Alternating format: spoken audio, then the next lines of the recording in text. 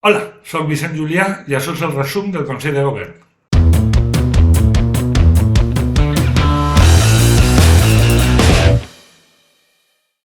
El Consell de Govern de desembre ha sigut el meu primer Consell de Govern i m'ha cridat l'atenció l'absència de debat en la pràctica totalitat dels punts i com el rector el va aturar en quan va aparèixer establint un torn tancat de paraula. És a dir, al principi dies si volies parlar en el punt, parlaves i altra cosa. També és curiós que, amb excepció de Pau Alonso i de mi, que en alguns punts estàvem en contra o ens vàrem abstindre, tota la resta de membres van estar d'acord en tot. 5 horetes amb quasi 60 punts en l'ordre del dia, més de 1.700 pàgines en més de 100 annexes que m'havien enviat amb només 4 dies laborals d'antelació. Així que, com ja esteu suposant, de la major part dels punts no tenia ni idea. I així, tots aquests punts que estan apareguent per aquí baix se van aprovar sense cap intervenció o amb algun mínim comentari. Com sé que no se'ls aneu a llegir tots, vos conté les novetats més destacables. Contractes de 5 anys per al professor ajudant doctor, perquè puguem participar en projectes d'investigació sense tants problemes com fins ara. Aprovant el calendari acadèmic, que inclou una nova fase de matrícula per als màsters, a veure si evitem que l'estudiantat que vol estudiar amb nosaltres acabi en una altra universitat perquè es deixa matricular abans, aprovant programes de recorregut successius que permeten cursar el màster mentre que s'acaben els últims crèdits de grau, però ull que alguns graus d'Alcoi i de Gandia continuen en màsters en Vera i serà complicat compatibilitzar les classes. Nomenaren un nou director acadèmic del Col·legi Major Galileo Galilei i ens anunciaren que en febrer se signaria un nou conveni amb l'empresa que gestiona. Que dic jo que ja era hora perquè l'actual és de 1989 i amb una empresa que fa anys que no gestiona el centre. S'han programat les sessions del Consell de Govern que serem més que en 2021, però que alguns membres més veterans que jo consideren que encara no són suficients per poder evitar maratons com la de desembre. I totes aquestes coses que estan passant per pantalla, i la música no és la de John Williams per el tema dels drets d'autor. I anem en els temes en els que jo vaig votar en contra.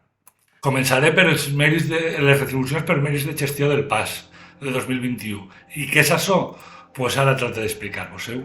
Allà per 2013, el rector Mora va decidir que el PAS que ocupa llocs de gestió, a més de pagar-li les retribucions del seu lloc de treball i la component singular del complement específic que regula només per al PDI el Real Decret 1086 de 1989, anava a pagar-li també la part de la bufanda vinculada en l'exercici d'aquests llocs de gestió. I per què? Perquè considerava que el règim de retribucions ha de ser el mateix i que a falta de regulació superior la universitat podia fer-lo. Un incís, si el règim de retribucions ha de ser el mateix, perquè no li paguem carrera professional al PDI? Però bueno, continuem. Em fa gràcia dir que falta una regulació superior. No deuen d'haver llegit el LEBEP ni la Llei de Funció Pública Valenciana que definís a la perfecció quines retribucions pot percebre el PAS i que són les que vos estic mostrant. I de la productivitat, que és de lo que anava aquest punt, estableix clarament que no pot ser fixa ni periòdica en el temps i que ha de tindre objectius definits i s'han d'avaluar els resultats, és a dir, la productivitat que cobra el PAS i que per tant aquestes persones ja cobren. I no contenten això, i com que la bufanda no inclou cap component per al gerent, perquè no és compatible el gerent i PDI en actiu, doncs inventen uno perquè els gerents també puguen cobrar. I així la festa li costa a la universitat 50.446,90 euros, que si teniu curiositat de qui ho cobra podeu consultar-lo en el web de la Secretaria General. Vos deixo el link, però recordeu que cal estar identificat en l'intranet per a tenir accés. Així, aquestes persones enguany han cobrat el sou, l'antiguitat, el complement de destí, el complement específic del seu lloc de treball i també la component compensatòria que va aprovar fa uns anys la Generalitat per compensar la pèrdua de poder adquisitiu i que el PDI no cobra. La component singular pel càrrec de gestió, la carrera professional, que en molts dels casos supera els 12.000 euros anuals, la productivitat variable del PAS, i ara, gràcies al Consell de Govern, amb només el meu vot en contra i l'abstenció de Pau Alonso, la bufanda. Arrimant el muscle, com demanava el rector. També vaig votar en contra de la modificació de la relació de llocs de treball del PAS. Per què? Perquè amb tot el que ens està caient damunt al PAS, el rector proposa una modificació de la RLT All School on la prioritat és el benefici de les persones afins. D'una banda, el primer que fa és canviar el nom de molts serveis per altres que a ell li agraden més. Això ens costarà temps i diners en canviar logos, targetes de visita, webs, formularis, impresos i plaquetes de les portes, però serà per diners si el nom queda més bonico. Després, convertir la secció de nòmines i seguretat social en un servei, i li casca 2 caps. I ja que està, li afegís un altre cap de secció al servei de recursos humans, seguint la filosofia del remer incompetent que fa anys que s'ha imposat a la nostra universitat. I com millorarà això el servei públic que donem? Doncs bé, aquesta va ser una de les preguntes sense resposta. Perquè he observat que en el Consell de Govern, tot i que formules la pregunta directa, els nostres responsables decideixen contestar a una altra cosa. I si insistixes, et diuen que ja t'han contestat i tu et quedes encara de bobo. També s'han barrat alguns llocs del cap de secció, perquè el personal del grup A2 pugui accedir sense promoció, per concurs, a aquests llocs de treball, obviant la definició de funcions que la Llei de Funció Pública Valenciana fa de cadascun dels 2 grups i que són la que teniu en pantalla. I per què es fa? Perquè no tenim prou personal del grup A1? Doncs segons les dades del propi Xerem tenim 449 persones del grup A1 i només 294 del grup A2. Així que ha de ser perquè ja han pensat en els candidats a ocupar aquestes places, però són A2 i no volen superar una promoció interna. Amb l'actual norma de concessió de comissions de serveis, aquests llocs de treball es donen sense barem, a dit, i així després ho tenen molt més fàcil en un concurs. Vos sona aquest sistema de promoció? Doncs a l'actual vicegerent li sona i molt. Per últim està la qüestió de la jornada de plena dedicació, que és aquella en la que et pugen el complement específic a un nivell E046 o superior per si et molesten fora de la jornada de treball. Així, i en la meva opinió, aquesta jornada és incompatible amb el dret de desconnexió digital i que, per tant, o l'estem pagant per vulnerar un dret a aquesta persona o li estem regalant els diners a una persona que no té per què atendre ni telefonades ni llegir mails fora de la seva jornada laboral. Però aquesta també va ser una pregunta sense resposta. A la fi, es va aprovar amb només 2 vots en contra, el de Pau i el meu. També vaig votar en contra de la designació del representant per al patronat de la Fundació del Valencia Port. Per principis, cada vegada que apareix la paraula fundació se'm dispara el sentit aràcnid, perquè massa vegades es fa mal ús d'aquesta figura per escrivar les obligacions legals d'empreses i administracions públiques. A més, la persona designada avala l'ampliació del Port de València i jo crec que és mala idea, i que no és coherent amb la UPB sostenible i que respecta l'horta que ens vol vendre el rector. Pau Alonso també va votar en contra. Per últim, vas votar en contra dels pressuposts de les entitats dependents. Com vos acaba de dir, si n'hi ha una fundació pel mig, més musa.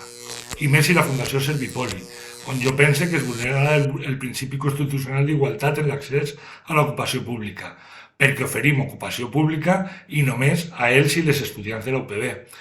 Aquest punt només va tindre el meu vot en contra. I em vaig abstindre en la modificació del procediment Mistral. Tot i que no era una modificació substancial, no entenc que un procediment que es defineix com de mediació i els procediments de mediació, per definició, requereixen la voluntat d'ambdues parts per poder arribar a un acord amistós, pot continuar si una de les parts no vol, que dic jo, que farà falta un altre procediment per a aquests casos, o si no, és que el procediment Mistral no és un procediment de mediació. En general, entenc que el procediment Mistral no és el que necessita l'estudiantat i que és prou nociu per al PDI, i així que em vaig abstindre. Participació en l'associació Sigre i en la Open Networking Foundation. Doncs de nou fundacions i associacions amb grandes empreses elèctriques, abstenció. Oferta pública d'ocupació del PAS. Al web de l'ESTEP teniu un resum ampli dels motius pels quals no ens agrada aquesta OPO 2021. Vos deixo per així el link.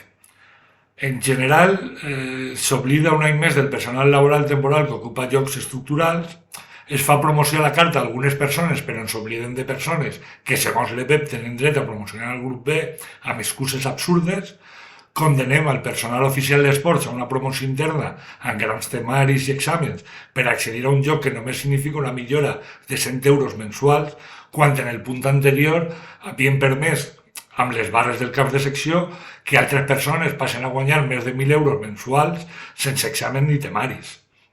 I a més, es creen places de promoció que no tenen funcions ni unitats d'adscripció ni res de res. la modificació de la relació de llocs de treball del PDI. La meva abstenció va estar motivada per la inclusió d'una plaça provinent del programa de captació de talents. Aquest és un programa que no sabem si és bo o roïn perquè mai se va definir una forma de mesurar el seu impacte i d'avaluar-lo. El pressupost de la Universitat Politècnica per a l'any 2022. El pressupost de més de 400 pàgines conté diverses coses que jo no veig clares, com la reducció de 47.000 euros al servei de normalització i promoció lingüística, mentre que cap altre servei té aquesta reducció. Si a més sumem les partides per a pagar els servipolis i que ningú va aclarir com pensaven compensar la baixada d'ingressos per la desaparició de la quota d'esports, doncs em vaig abstindre. En aquest punt es va produir la meva pregunta sense resposta favorita, quan el gerent va contestar amb evasives a la pregunta de quin era el seu salari i per què no hi sia explícitament en el pressupost. No contestar em sembla una tonteria, perquè ho demanaré pel portal de transparència i el faré públic com ha de ser. Però, a més, contestar dient que cobrava el mateix que el gerent anterior perquè, com diu el professorat associat, a igual treball, igual salari, em sembla una falta de sensibilitat al professorat associat que treballa en precari.